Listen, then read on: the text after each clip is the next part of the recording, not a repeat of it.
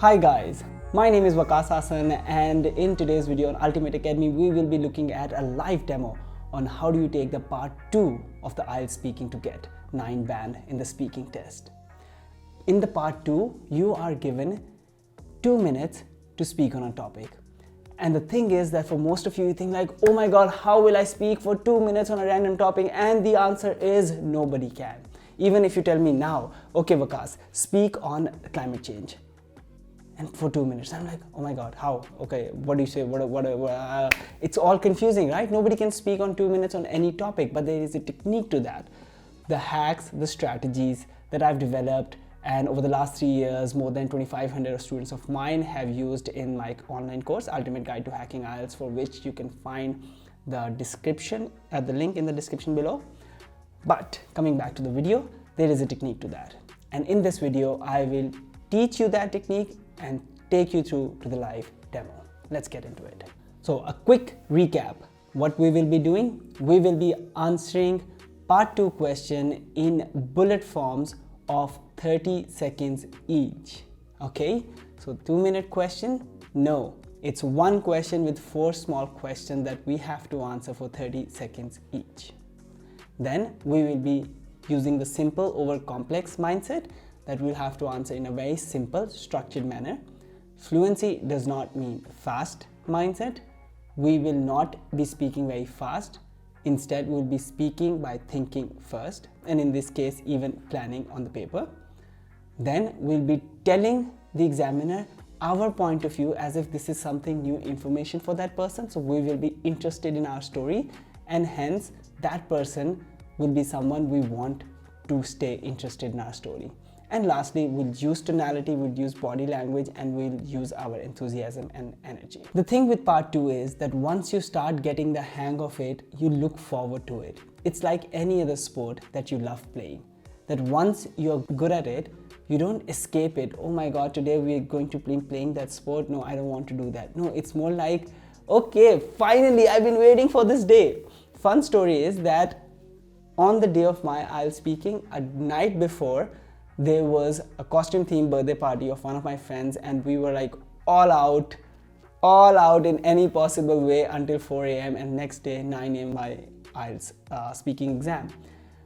I went back, I slept at like 5 a.m., woke up at like 7:30 a.m. and I was feeling amazing because it was like finally fun stuff. It is simple, it's another playground. And my mindset was that this examiner is the person who is this new person, like I'm meeting over coffee and I have to tell my point of view, my stories, things about myself. And that's how I approached it. And I had fun, just like I'm having fun making this video for you as well. So let's get into it. The question we will be using is, describe a sport you would like to learn. You should say in your answer, what is it? What equipment is needed for it? How would you like to learn it? What would you do after you have learned it? So let's break it down. We have 1 minute to prepare in part 2. What is the sport? Oh my god, it will be difficult to speak. But suddenly we're looking at what is it? Just 3 to 4 lines, 30 seconds about the sport. 3 to 4 lines, 30 seconds about what equipment is needed. How would you like to learn it? And what would you do after you have learned it?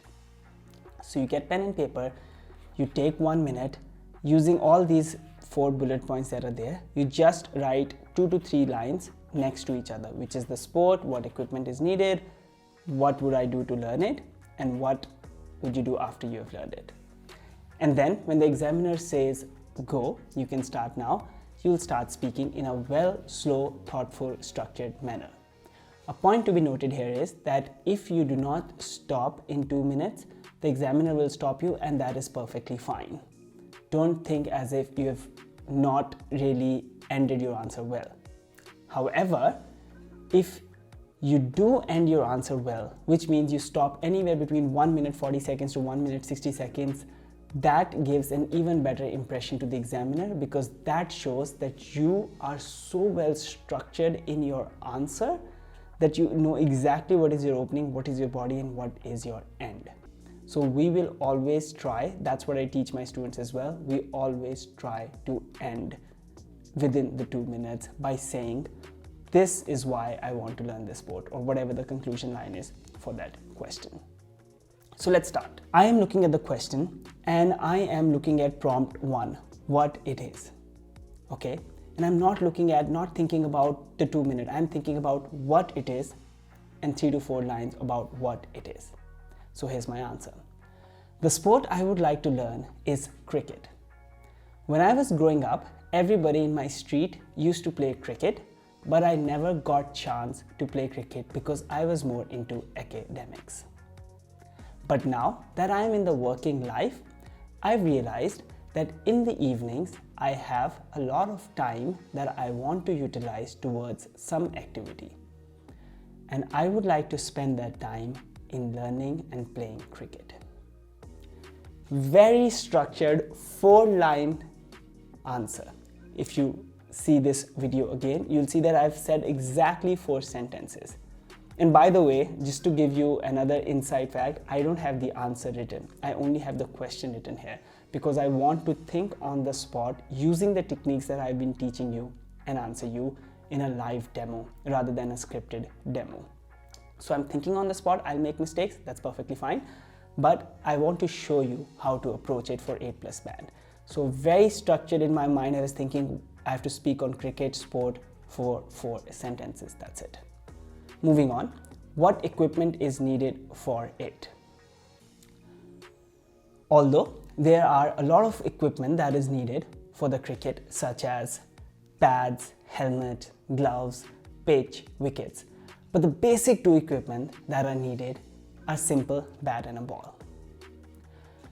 Since I am a beginner, I am planning to start learning cricket with tape ball instead of the hard ball, which is used in the actual cricket, but it is more dangerous. So the first thing I'm going to do is that I'm going to go visit the local sports shop and I'm going to buy a decent tape ball bat and a decent cricket tape ball. Okay, again, very simple. We're taking it step by step, right? Don't have to rush it. 2 minutes are not supposed to be 2 minutes of blabbering and then I don't know how much time has passed. These are very simple, structured 2 minutes. Why? Because 30 seconds each. Moving on. How would you like to learn it? There is a recent cricket club that has opened up in my neighborhood. I am planning to join that cricket club in the evenings or on the weekends. I will see how my time suits. What I'll do is that I'll join it probably for 2 days in a week first, for about an hour each.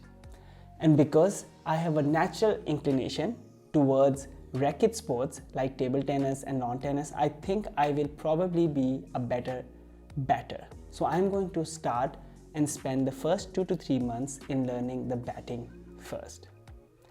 I have also heard they have a bowling machine.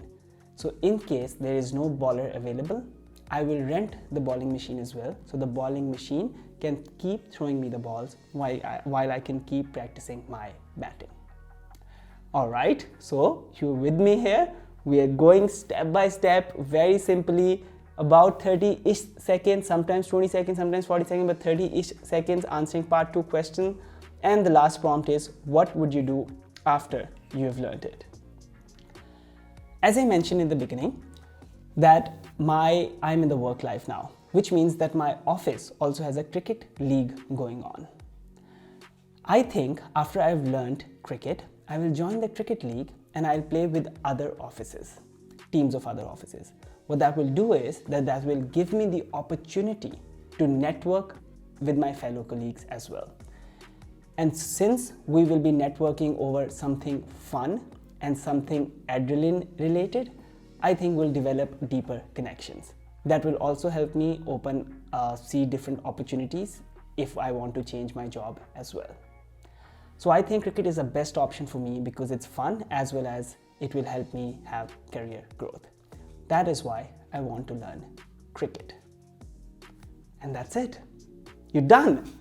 If you all together total see what I've the 4 different areas of the answer. What I've done is that in my mindset, while I was looking at the camera, and again, I've not scripted it, I've not timed it, but roughly I'm using the same hacks that I've been teaching you, the same mindset that I'm looking in the camera and the prompt is going in my head and I'm looking at that I have to speak on it for roughly 30 seconds. 30 seconds, it's kind of easier to time, let's say between 20 to 40 seconds. But it's very difficult to time what 2 minutes feels like. And because I was doing it in portions, I may have run a bit over time. We'll see. But the goal is here that this is how you approach a part 2 question. You're given it, you take 1 minute to prepare, and you look at it as 4 short questions that you have to answer. And then when you start speaking, you're speaking with, like you're telling the examiner why you want to learn it. It's not speaking to the wall, it's not speaking to itself, to yourself. It's not like, it's a very simple structured telling the examiner, because this is your point of view, this is about your life, this is what you love doing, and you want to share it with the examiner. Once you become good at IELTS speaking part 2, the new world opens up for you. You start feeling like, okay, I can do this. This is easy. Part 1 and part 3 also start seeming very easy as well. And this is how, using the hacks, you will approach part 2. And once you're good at it, it will just feel like playing cricket, that you want to go and play cricket because this just feels more enjoyable.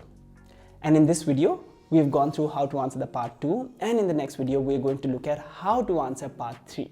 By the way, these lessons are also from one of the most popular courses in the world on IELTS called Ultimate Guide to Hacking IELTS, link to which you can find in the description below. I will see you in the next video.